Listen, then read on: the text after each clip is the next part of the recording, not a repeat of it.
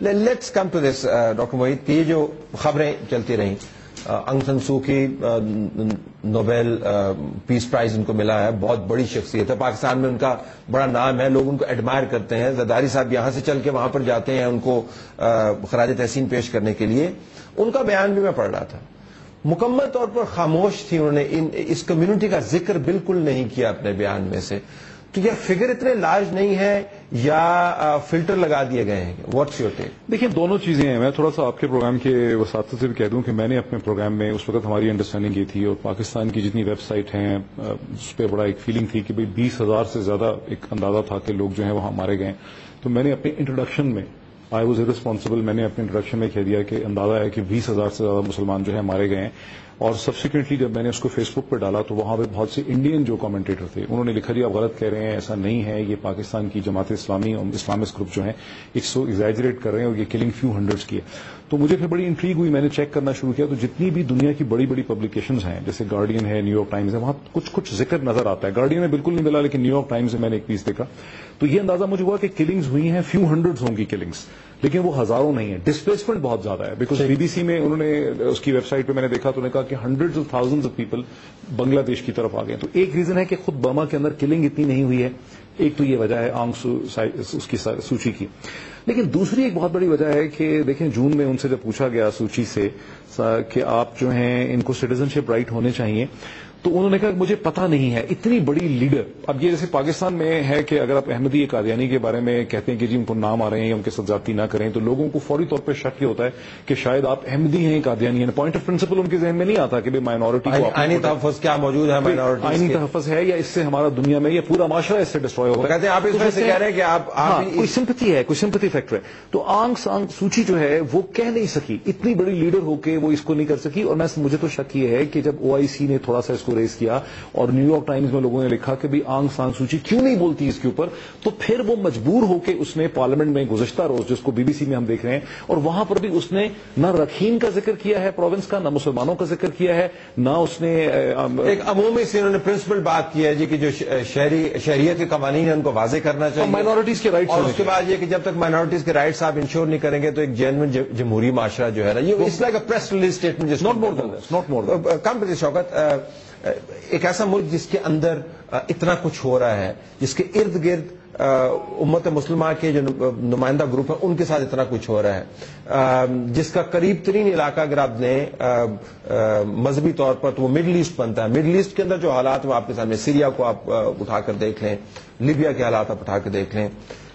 Burma سے متعلق جو خبر ہے، میں برما اس وجہ سے استعمال کروں کیونکہ تمام لوگ اس کو برما ہی گردانتے ہیں، غلط العام ہے لیکن وہ I'll stick to that. Burma کے اندر مسلمانوں کے ساتھ جو معاملہ ہوا وہ بہت بڑی خبر بن گیا پاکستان میں سوشل میڈیا کے اوپر.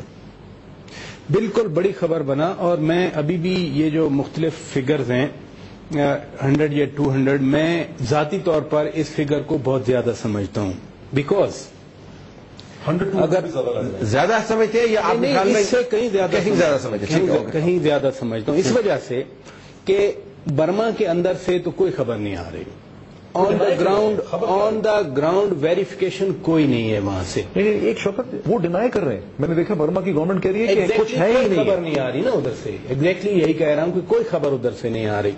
یو این والے آن گراؤنڈ نہ گئے، نہ ان کو جانے کی اجازت دی گئی ہے. تیسرا امپورٹنٹ چیز جو امبیسڈر صاحب بھی فرما رہے تھے کہ یہ تو برمین سٹیزن بھی نہیں ہے.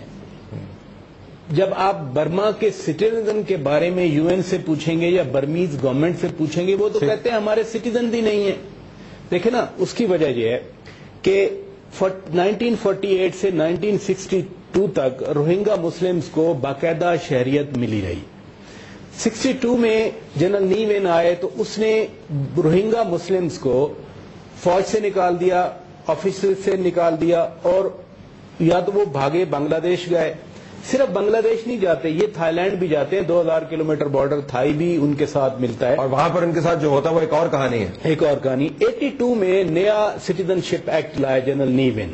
اس ایکٹ میں انہوں نے جو بھی روہنگا مسلم تھے ان کو اسٹپ آف کر دیا اس نیشنلٹی سے. اس نے بیس لائن یہ رکھی کہ 1823 سے پہلے جو لوگ اپنی اینسیسٹری پروو کر سکتے ہیں برما کے اندر ان کو ہم دیں گے.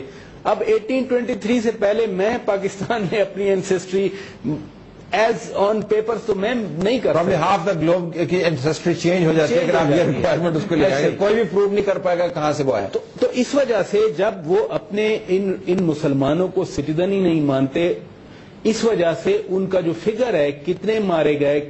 لیکن جو میں کہہ رہا ہوں کہ زیادہ فگر اس لیے کہ جو ہم نے فوٹوز دیکھے پورے گاؤں کے گاؤں جلائے جا رہے ہیں.